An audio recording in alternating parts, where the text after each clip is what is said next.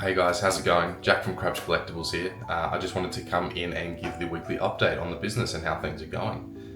So I'll preface before we jump into it with things were really slow this week. I've been so busy outside of the Pokemon business that I didn't have as much time as I'd like to contribute to posting or doing social media posts or stuff like that. I'm thinking that one will change. My full-time job that I have outside of this is very busy during this period, but it's about to slow down a little bit, so that will be great for making sure I'm getting all my posting done. We only made a few sales this week, and actually 2 of them happened in the last 6 minutes. So that's pretty good. I'll have to send them off tomorrow, but I will include them in this week's recap, being as it happened today on Sunday. So looking at my sales for the week, let's have a look. So first of all, we sold the Bulbasaur 151 illustration rare in English for $80. So I bought this card for $40 back in April, or it would have been early May at the latest. I do love this card, but I've kind of shifted towards collecting Japanese. Like, this is something that was in my personal collection, being as I love the illustration rares, the secret art rares, all that sort of stuff. This is something that I was keeping in my personal collection, but recently I made the decision that the art rares are way cheaper in Japanese, and I prefer to, if I want to collect something, I don't want to spend too much money on it. I want to spend my money on the business and trying to grow and sell cards. So I recently went through my art rare binder and I've taken out all the English ones, which is pretty much all of them, and I am going to be looking to sell them. Now, the Bulbasaur was the first one I came by because of the big 151 boom at the moment. The prices are skyrocketing. So I bought this card for about $40 in April or May, or it could have been $50, but I sold it for $80 this week. It was an offer I received from the buyer for $75. I hadn't made any sales for the week, so I would say I was probably slightly influenced by wanting to make a sale because I hadn't yet. So that's probably not a good thing, but I'm still happy with selling it for $80. I told the fellow who bought it from me that the cheapest I could do is $80, being that I was already the cheapest on eBay, the cheapest listing available in Australia, that is, in Australia. So they took it, I sent it off the next day, and I think we both got a bit of a win out of it. I made some profit off of the card still from when I bought it, and they got a pretty good deal, especially considering where the card's going right now. So yeah, $80 for that. Next, I sold a Sun and Moon base set Primarina GX, just the regular, not the rainbow rare or anything. I sold this one for $5. And yeah, there's really not much to say about that. It's a nice card if you're into Primarina. I wasn't personally really into the starters from that generation. Definitely not Primarina, but that's like my own personal opinion. But someone bought the card, someone might be collecting the Sun and Moon base set master set. They could just really love Primarina. I'm not sure. The card's gone. I've sent it off to them, so that's great.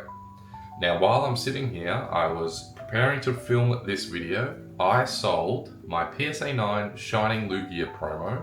It's absolutely gorgeous. I wish it had got a 10, but you know, I'm still happy it got a 9. This card sold for $90. So that's great. There was no offer, there was no back and forth. I really love when that happens. I do put offers up because I like to see where people are at. Maybe there's a lot of times I've sold a card off an offer, and it also helps me drive my sales, drive my feedback. And while I'm still a small store, I kind of want to encourage that a little bit.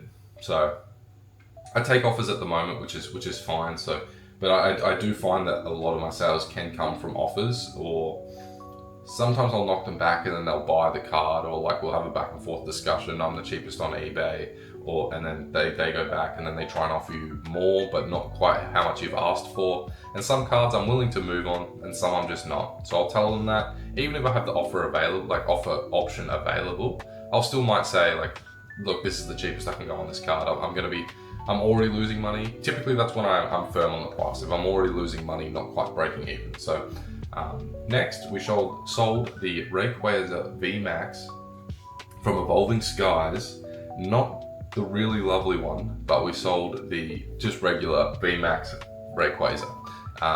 We sold it for $9, so not too bad. So that's my 4 sales this week, so not too much.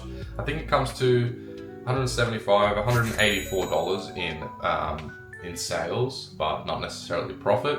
But I'm happy with that. I'm really happy with that. This week, Monday, tomorrow, going back to my posting every day.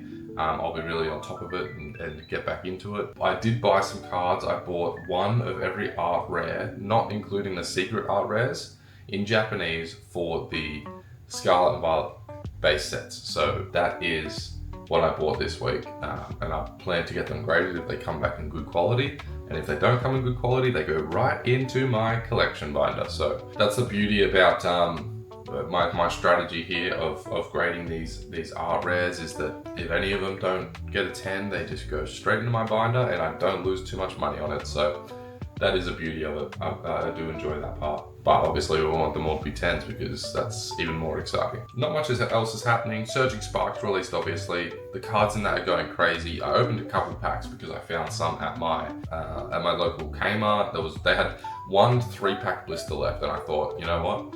I'm gonna get a 3-pack blister for myself. Seeing it's the last one left, I'm like, surely there's a good pull in it. There was not a good pull. I got the regular art of Durant EX. Not thrilling, but you know, you got to be in it to win it. And in saying that, I don't even want to collect English cards, so it was just for a bit of fun. It was my birthday this week. I got the Twilight Masquerade sealed ETB from my brother, which I am a big fan of. I love ETBs. I did open the Obsidian Flames one when I bought it. That was when I was kind of getting back into card collecting again after settling down and buying a house and all that sort of stuff. I've got the sealed Paldean Fate and the Stellar Crown from recently, and I love the colors of the Twilight Masquerade box, so I'm a big fan of that. And I'm also, my favorite decks to play on the PTCG live is Ogre Pond Raging Bolt. It's just really fun. I love how quick it can be and the combos and how all the cards work in the deck and synergize. It's fun. But I'm definitely on a tirade here. I'm getting off track.